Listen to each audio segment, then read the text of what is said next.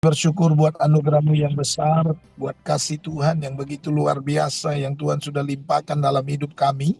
Kami percaya Engkau Allah yang selalu ada bagi kami dan Tuhan yang selalu menyertai hidup kami sampai pada siang hari ini ya Bapa. Kami datang kepadamu Tuhan, kami bawa hidup kami dalam tangan-Mu, dan hari ini kami mau dengar firman-Mu, kami siapkan hati kami, berfirmanlah bagi kami, karena kami siap mendengar Engkau. Di dalam nama Yesus kami berdoa bersyukur, sama-sama kita berkata, amin. Shalom Bapak Ibu Saudaraku terkasih, puji nama Tuhan, apa kabar hari ini saudara? Puji Tuhan, baik, senang sekali ketemu dengan Bapak Ibu Saudara. Saya yang pertama, sebentar saya minum dulu Bapak Ibu Saudara ya.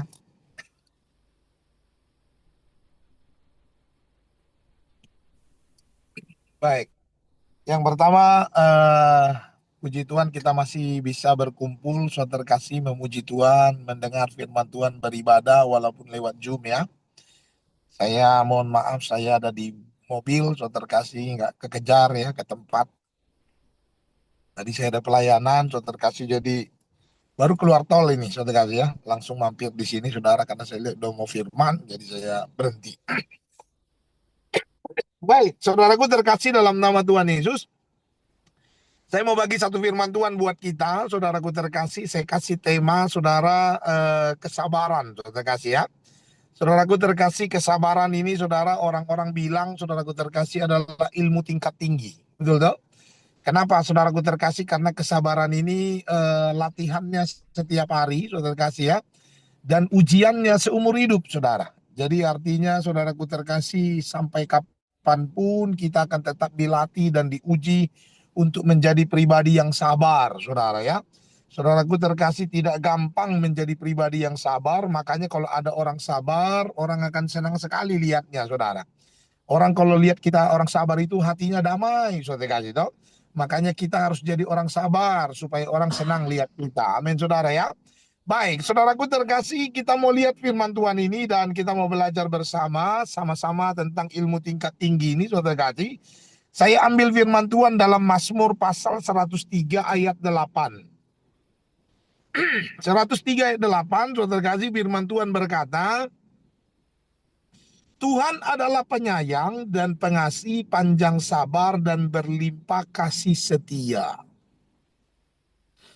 Saudara perhatikan firman Tuhan bilang, Tuhan itu, saudaraku terkasih, adalah panjang sabar, kata firman Tuhan. Berarti, saudara terkasih, bicara tentang panjang sabar ini, saudara, atau kesabaran ini, saudara terkasih, ini adalah bicara tentang kehidupan Tuhan.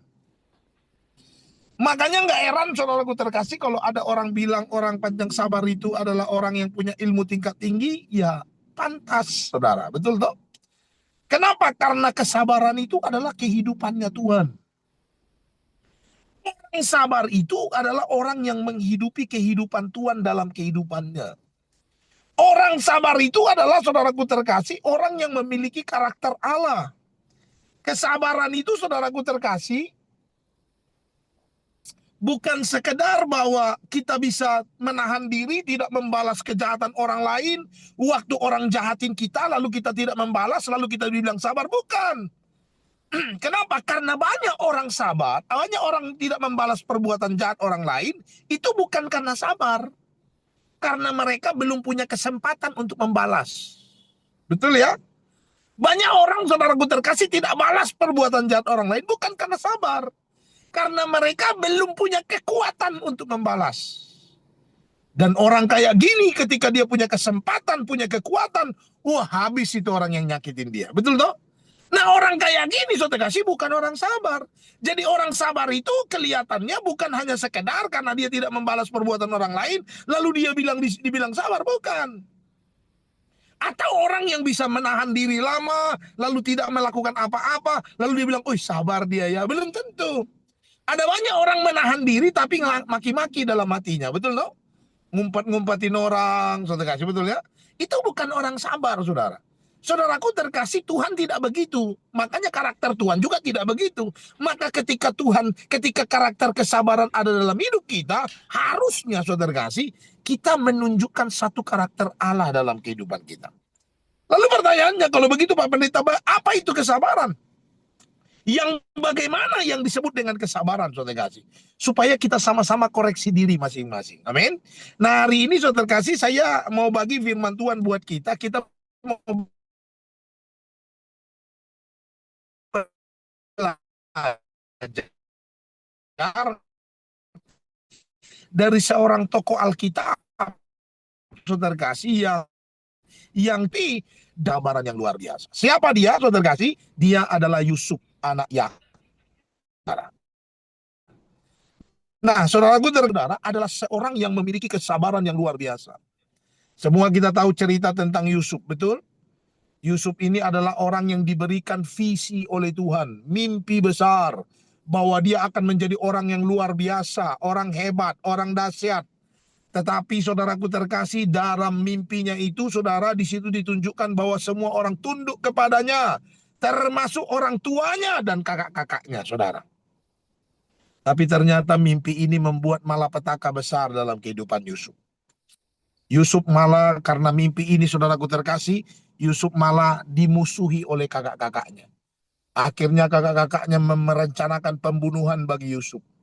Yusuf ditangkap, saudaraku terkasih, lalu hampir mau dibunuh. Cuman salah satu kakaknya bilang, janganlah kita bunuh, kasihan dia. Sudah kita jual saja. Kita ambil bajunya, kita bilang dimakan binatang buas sama orang tua, maka kita dapat uang, dia juga kita bisa pergikan jauh dari rumah, jadi cukup begitu saja. Akhirnya Yusuf dijual, saudara. Waktu dijual, saudaraku terkasih, Yusuf menjadi seorang budak. Padahal orang Ibrani itu tidak boleh jadi budak, saudara kasih. Karena mereka umat pilihan Allah. Tapi Yusuf menjadi budak. Bukan cuma itu. Yusuf difitnah lagi di rumah Potifar. Masuk penjara, saudara kasih.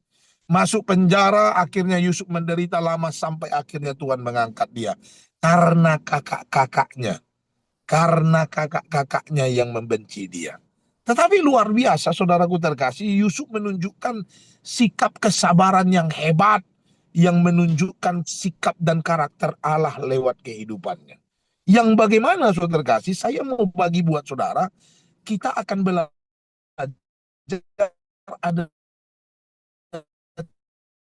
3 rupa dari kehidupannya. Ada 3 rupa kesabaran yang ditunjukkan oleh Yusuf lewat kehidupannya. Apa itu? Yang pertama, mari lihat saudaraku terkasih dalam Kejadian 45 ayat 4, 5, dan 8. Saudara lihat firman Tuhan yang saya bacakan buat saudara.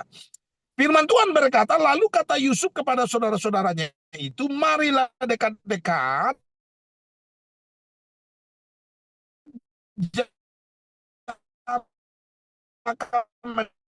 mendekatlah mereka, lagi akulah Yusuf, saudara Allah menyuruh aku mendahului kamu.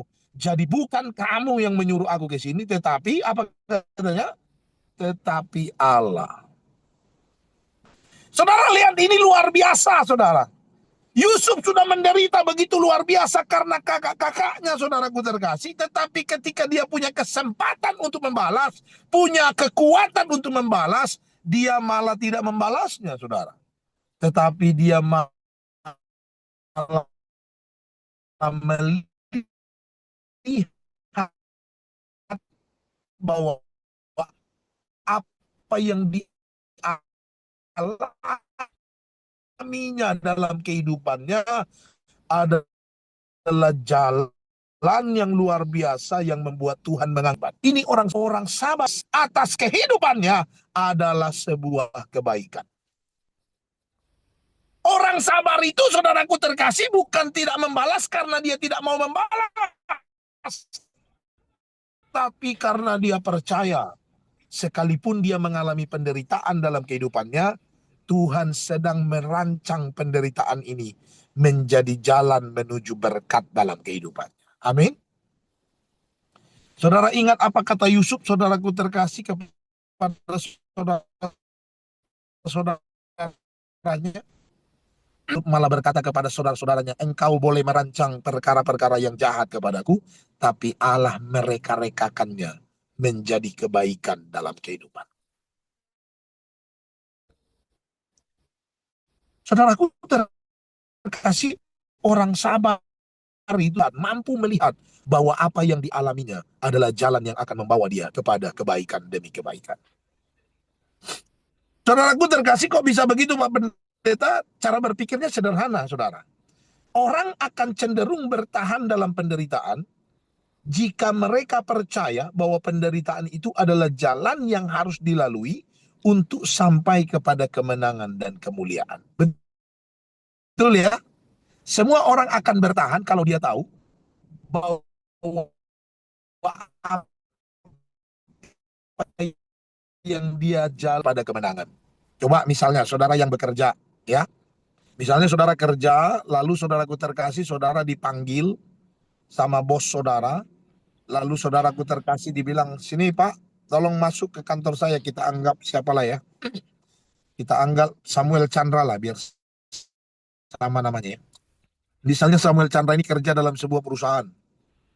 Lalu pagi-pagi bosnya, ownernya panggil Samuel Chandra. Samuel Chandra datang ke kantor saya. Lalu Samuel datang, saya mau buat kontrak baru kerja dengan Samuel. Kontrak apa Pak? Kontraknya adalah yang pertama, saya akan naikkan gaji Samuel 10 kali lipat. Jadi tadinya gajinya 10 juta, jadi 100 juta. Ya. Saudaraku terkasih, itu kontrak pertama. Kontrak kedua yang akan kita buat hari ini adalah, saya juga akan naikkan posisi Samuel dalam perusahaan menjadi direktur utama. Wah, udah direktur utama, gaji naik 10 kali lipat. Tapi dia bilang, sebelum kita tanda tangan kontrak, saya minta tolong buat Samuel untuk pergi dulu ke, ini kan di Jatinegara ya, Samuel Jatinegara ya. Kita misalnya perusahaannya juga Jatinegara.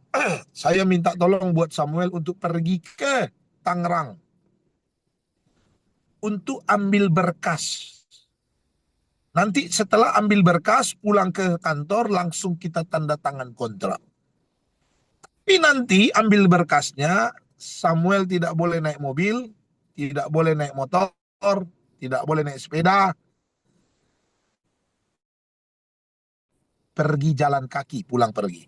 Nah, sekarang coba saya tanya Samuel ya. Samuel boleh hidupin mic. Saya tanya Samuel, Samuel, kalau misalnya kejadian seperti begitu, anggaplah ini benar ya. Kira-kira Samuel mau nggak? Mau sih naik kereta. Nggak boleh jalan kaki, harus jalan kaki. Mau nggak? Kalau jalan kaki Tangerang boleh deh. Saya yakin semua kita pasti mau, betul? Nggak usah Samuel, saya juga kalau disuruh, saya mau. Dapat malah dapat untung 3 saya. Gaji naik, posisi naik, berat badan turun, Sote kasih. Betul ya? Kenapa? Karena jalan kaki dari Tangerang Jatinegara kan luar biasa, Sote kasih. Itu bisa turun 2 kilo, Sote kasih ya. Saudaraku pasti mau. Kenapa? Karena kita tahu setelah kita lewati penderitaan itu, ada sesuatu yang betul tidak? Saudara, dengan mereka percaya bahwa setelah melewati penderitaan itu, mereka akan semakin kuat dan semakin hebat. Kalau saudara percaya apa yang kau alami ini, saudara kasih, adalah jalan menuju kemuliaan Tuhan, jalan menuju berkat melimpah, saya percaya semua kita akan sabar. Betul? Nah, sekarang saudara-saudara lihat ayat ini, saudara kasih. Saudaraku terkasih, Yeremia 29 ayat 11, firman Tuhan bilang begini. Perhatikan baik-baik, saudara kasih. Firman Tuhan bilang, sebab aku ini mengetahui rancangan-rancangan apa yang ada padaku mengenai kamu. Demikianlah firman Tuhan, yaitu apa? Rancangan damai sejahtera dan bukan rancangan kecelakaan, untuk memberikan kepadamu hari depan yang penuh harapan. Perhatikan baik-baik, saudara. Saudara dengar, Tuhan kasih tahu kepada kita bahwa rancangan Tuhan atas hidup kita itu adalah rancangan damai sejahtera, rancangan sukacita, rancangan berkat luar biasa, rancangan harapan yang penuh luar biasa di depan. Dan perhatikan baik-baik, saudara kasih, Tuhan janji akan berkati kita, akan sertai kita, akan berikan anugerah luar biasa. Tapi Tuhan tidak pernah janji, saudara kasih, jalannya selalu baik. Betul? Artinya kita punya kesempatan untuk mengalami penderitaan dalam hidup kita. Kita punya kesempatan untuk disakiti orang lain. Kita punya kesempatan untuk ditipu orang lain. Kita punya kesempatan untuk mengalami sesuatu hal yang tidak sesuai dengan keinginan kita. Tapi dengar firman Tuhan bilang, percayalah rancangan Tuhan indah bagi kita. Artinya, mari bersabar, saudara kasih. Karena semakin orang percaya bahwa rancangan Tuhan adalah rancangan yang baik dan indah, maka kesabarannya akan semakin besar dan kuat. Jadi sekarang saudaraku terkasih, kalau saudara lihat ada orang yang gak sabar, berarti ini ada indikasi besar atau dugaan besar bahwa dia tidak percaya pada rancangan Tuhan. Semua kita yang percaya pada rancangan Tuhan harus bersabar luar biasa. Amin. Itu yang pertama, saudara kasih. Jadi orang sabar itu adalah orang yang percaya bahwa rancangan Tuhan selalu baik dalam hidupnya dan penderitaan yang dia alami adalah jalan menuju sebuah kebaikan. Amin. Yang kedua, mari lihat lagi saudaraku terkasih ayat tadi, Kejadian 45 ayat 4 dan 5 sekarang. Firman Tuhan berkata, Kejadian 45 ayat 4 dan 5, firman Tuhan bilang, lalu kata Yusuf kepada saudara-saudaranya itu, marilah dekat-dekat, maka mendekatlah mereka, katanya lagi, akulah Yusuf saudaramu yang kamu jual ke Mesir. Tetapi sekarang janganlah bersusah hati dan janganlah menyesali diri. Sebab kamu menjual aku ke sini, sebab untuk memelihara kehidupanlah Allah menyuruh aku. Ini dia ngomong sama saudara-saudaranya yang menjual dia, yang menjadi saudara-saudaranya. Kita yang menjual dia, kita yang nyakitin dia sampai dia menderita, kita buruk-burukin namanya sampai orang tahu dia sudah mati. Betul ya? Tiba-tiba kita butuh makan, rupa-rupanya penguasa makanan adalah dia, saudara kasih. Kau bisa bayangkan, saudara kasih, waktu itu Yusuf menjadi penguasa dunia karena semua dunia cuman di Mesir ada makanan dan penguasa makanan adalah Yusuf. Artinya orang datang mengemis. Perhatikan, saudara bisa bayangkan apa perasaan saudara-saudaranya pada saat itu. Pasti ketakutannya luar biasa. Betul? Coba kau bayangkan, saudara kasih, waktu SMP dulu misalnya kau punya teman, lalu temanmu itu kau bully terus. Sampai stres dia. Sampai nilainya buruk, saudara kasih ya. Menderita dia selama SMP. Lalu tiba-tiba lama nggak ketemu, saudaraku terkasih, kau lamar kerja, rupanya bosmu temanmu waktu SMP dulu, saudara. Lalu dia panggil saudara, lalu bilang, Samuel, sini. Kamu tahu nggak siapa aku? Aku ini temanmu waktu SMP yang kau bully setiap hari, saudara kasih ya. Kira-kira bagaimana perasaan kita, saudara kasih? Aduh, itu hancur sudah perasaan kita, betul ya? Wah, ini baru masuk diterima, udah dipecat lah ini besok, saudara kasih. Toh? Kenapa, saudara kasih? Karena kita melakukan hal jahat kepada orang yang akhirnya berkuasa, betul? Saudara-saudaranya ketakutan, saudara-saudaranya gemetar pada saat itu. Selesai kali ini, saudara kasih. Tapi yang luar biasa, firman Tuhan bilang Yusuf tidak marah, saudara. Yusuf malah bilang, jangan bersusah hati dan jangan menyesali diri. Artinya apa, saudara? Yang kedua, dengar, ini kesabaran. Kesabaran itu adalah harus sampai kepada berani mengampuni dengan tulus. Jangan bilang sabar kalau kau cuma tidak membalas, tapi membenci dalam hatimu. Jangan bilang sabar kalau kau tidak melakukan pembalasan yang jahat kepada orang, tapi ngomel mulu mulut saudara. Jangan bilang sabar, saudaraku terkasih, kalau kita masih menyimpan dendam dalam kehidupan kita. Saudara dengar, orang yang membenci orang lain karena perbuatannya yang jahat, tapi tidak mengampuni dia, orang kayak gini tidak pantas disebut sebagai orang sabar. Saya ulangi sekali lagi. Seorang yang membenci orang lain karena perbuatannya yang jahat tidak pantas disebut sebagai orang sabar sekalipun dia tidak membalas perbuatan mereka. Kenapa? Karena orang sabar itu harus sampai kepada pengampunan yang diberikannya. Dia boleh dibilang sabar kalau sudah mengampuni. Kalau belum mengampuni, belum sabar namanya. Itu namanya dendam. Lagi cari waktu untuk bisa membalas. Betul? Lagi kumpulkan kekuatan supaya bisa membalas. Orang sabar itu harus sampai kepada mengampuni dengan tulus. Saudara ingat apa yang dilakukan Yesus di kayu salib? Saudaraku terkasih, saudara perhatikan baik-baik. Yesus itu disalibkan oleh orang-orang yang bermartabat di zaman itu. Yesus itu disalibkan oleh orang-orang yang dianggap hebat di zaman itu. Bukan orang-orang bodoh. Tapi perhatikan dalam penderitaan yang begitu berat. Penderitaan yang begitu keji. Sampai Yesus disalib dan tergantung di kayu salib. Dengar firman Tuhan bilang, Yesus berkata, ampunilah mereka karena mereka tidak tahu apa yang mereka perbuat. Saudara perhatikan baik-baik, ini kesabaran, saudara.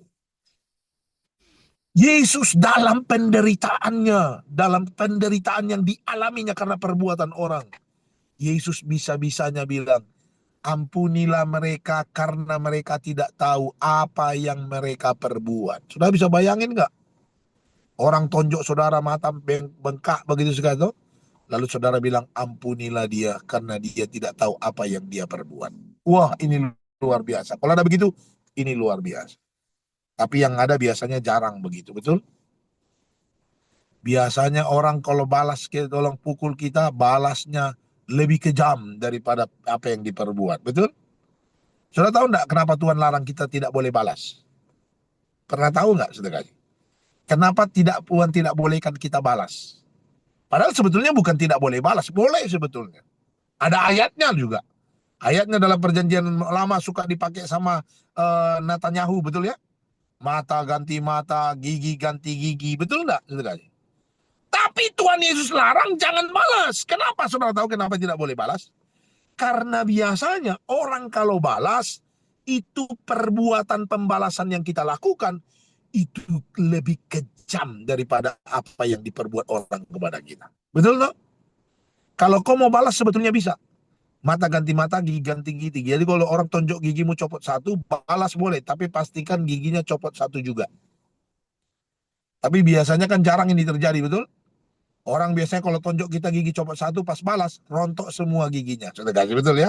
Itu yang biasanya terjadi, sudah kasih. Makanya Tuhan larang kita jangan balas. Karena kalau kita membalas, biasanya kita dikuasai oleh amarah, dikuasai oleh iblis, dikuasai oleh kegeraman yang membuat kita tidak bisa menguasai diri. Maka Tuhan bilang, mending kita menjadi pribadi yang sabar, yang tidak membalas apa yang diperbuat orang kepada kita. Makanya Kolose pasal 3 ayat 13 firman Tuhan berkata, sabarlah kamu seorang terhadap yang lain, ampunilah seorang akan yang lain, supaya apabila seorang menaruh dendam terhadap yang lain, sama seperti Tuhan telah mengampuni kamu, perbuat jugalah demikian. Kalau Yesus sudah mengampuni orang lain dalam kesabarannya, maka kita juga harus mengampuni orang lain sebagai bukti kita pribadi yang sabar. Jadi saudara kasih, jangan mengaku sabar jika engkau masih menyimpan dendam pada orang lain. Amin. Saudara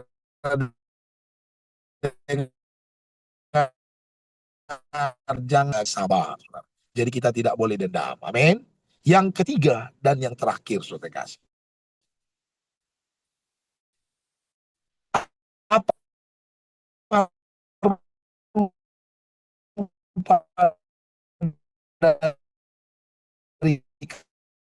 kesabaran. Nah, ini luar biasa, saudara. Saudara lihat Kejadian 45 ayat 9 dan 10. Dengar firman Tuhan bilang. Setelah telah menempatkan aku sebagai tunggu-tunggu, engkau akan tinggal di tanah Goshen dan akan dekat kepadaku, engkau serta anak cucumu, kambing domba dan lembu sapi dan segala milik. Perhatikan baik-baik ayat ini, saudara. Saudaraku terkasih, setelah Yusuf kasih tahu kepada saudara-saudaranya dialah Yusuf, dan saudara-saudaranya sudah menerima bahwa dialah Yusuf, lalu ayah Yusuf bilang sama saudara-saudaranya, pergi pulang, jemput bapak. Kasih tahu sama bapak, nanti kalau datang di Mesir, kau akan ditempatkan di tanah Goshen bersama anak dan cucumu serta semua hartamu. Saudara perhatikan baik-baik. Ada dua hal menarik dari ayat ini, saudara kasih. Yang pertama, firman Tuhan bilang, saudara kasih, Yusuf kasih mereka tanah Goshen. Ada yang pernah ke Mesir? Saya yakin pasti ada beberapa saudara yang juga pernah ke Mesir, betul? Kalau yang belum pernah, dengar saya jelasin buat saudara. Mesir itu adalah negara yang 90% dari geografisnya adalah padang pasir. Jadi gersang sekali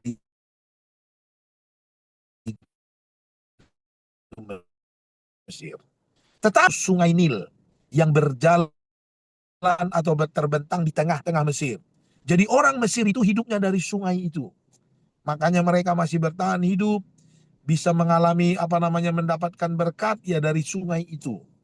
Nah, Mesir itu adalah negara yang begitu gersang dan ada sungai terbentang di tengahnya besar, maka sudah bisa dipastikan bahwa orang-orang yang tinggal di tepi sungai pasti orang-orang kaya.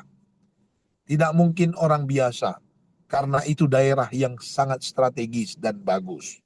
Nah, perhatikan baik-baik saudaraku terkasih, tanah Goshen itu terletak di tepi sungai Nil. Nanti kalau ada yang sudah ke Mesir mungkin pernah lihat, atau yang mau ke Mesir nanti bisa tanya sama mereka mana daerah Goshen. Mereka akan tunjukkan ada satu tempat yang subur karena dia dekat dengan sungai Nil. Nah, itu tanah Goshen. Di tengah-tengah tanah yang begitu gersang luar biasa, Yusuf kasih orang tuanya itu tanah yang sangat subur. Yang kedua, perhatikan baik-baik. Firman Tuhan bilang yang tinggal di tanah Goshen itu bukan cuma bapaknya, tetapi siapa katanya? Anak serta cucumu. Nah, saya tanya buat saudara. Kira-kira menurut saudara yang dimaksud sama Yusuf, anak cucumu itu siapa? Siapa? Anak cucu itu adalah kakak-kakaknya Yusuf juga. Betul? Menderita, orang yang membuat dia pusing, membuat dia merasa sakit dalam hidupnya. Orang kayak gini juga ditaruh Yusuf tinggal di tanah Goshen. Saudara perhatikan, ini mau bicara apa? Saudara dengar, yang ketiga. Orang sabar itu adalah orang yang berani tetap memberi yang terbaik, sekalipun dia sudah dibuat menderita atau mengalami penderitaan, dia tetap memberi yang terbaik. Meskipun kadangkala harus memberi yang terbaik kepada orang yang menyakiti dia. Ini orang sabar, saudara. Orang sabar itu yang pertama dia percaya rencana Tuhan, yang kedua dia mengampuni, yang ketiga dia tetap melakukan yang terbaik. Jadi artinya kalau kita bilang kita sabar, pertanyaannya adalah apakah kita tetap bersukacita dan tetap melakukan yang terbaik? Ini pertanyaannya. Sukacita dan sikap hidup orang sabar tidak akan dipengaruhi oleh masalah dan perbuatan orang lain atas hidup mereka. Orang sabar itu cara kerjanya, semangat kerjanya nggak hilang sekalipun disakiti orang lain. Itu orang sabar. Tapi yang terjadi seringkali bagi kita apa? Sebaliknya, betul ya? Seringkali saudaraku terkasih, kita ini saudara kasih punya masalah di kerjaan, ributnya sampai ke rumah, betul toh? Di rumah juga orang kita marah-marahin juga, padahal di kerjaan kita punya masalah, betul? Itu bukan orang sabar namanya. Orang sabar itu tetap melakukan hal yang baik, sekalipun harus berhadapan dengan orang yang menyakiti dia. Makanya saudara terkasih, orang sabar itu orang spesial. Coba saudara lihat ayat firman Tuhan ini. Ayat firman Tuhan Amsal 13, ayat Amsal 16 ayat 32. Lihat ayat ini saudara. Makanya firman Tuhan bilang orang sabar itu melebihi, apa katanya? Seorang pahlawan. Tahu pahlawan? Pahlawan itu orang spesial, orang terhormat, orang yang punya martabat luar biasa. Saudaraku terkasih, makanya ada kuburan pahlawan, betul? Orang-orang khusus. Kita kalau mati jangan minta kubur di situ, pasti nggak dibolehin, saudara. Kenapa? Karena itu khusus pahlawan.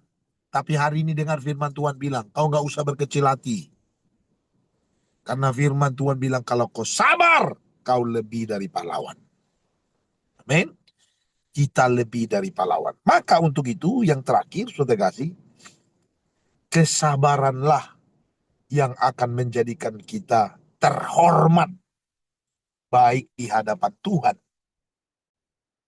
maupun di hadapan sesama. Karakter Tuhan dalam hidupnya. Untuk itu, mari kita jadi pribadi yang sabar dan biar hidup kita diberkati Tuhan berlimpah-limpah. Amin buat firman Tuhan. Mari kita tundukkan kepala, kita berdoa. Bapa, terima kasih buat anugerah-Mu yang besar bagi kami, buat kebaikan-Mu yang luar biasa. Hari ini kami dengar firman-Mu dan kami sudah mendapatkan anugerah besar dari Tuhan untuk menjadi pribadi yang sabar di hadapan Tuhan. Untuk itu urapi kami dan berkati kami dan biar hidup kami terus penuh dengan kemuliaan-Mu. Dalam nama Yesus kami berdoa bersyukur. Haleluya. Amin. Saya kembali.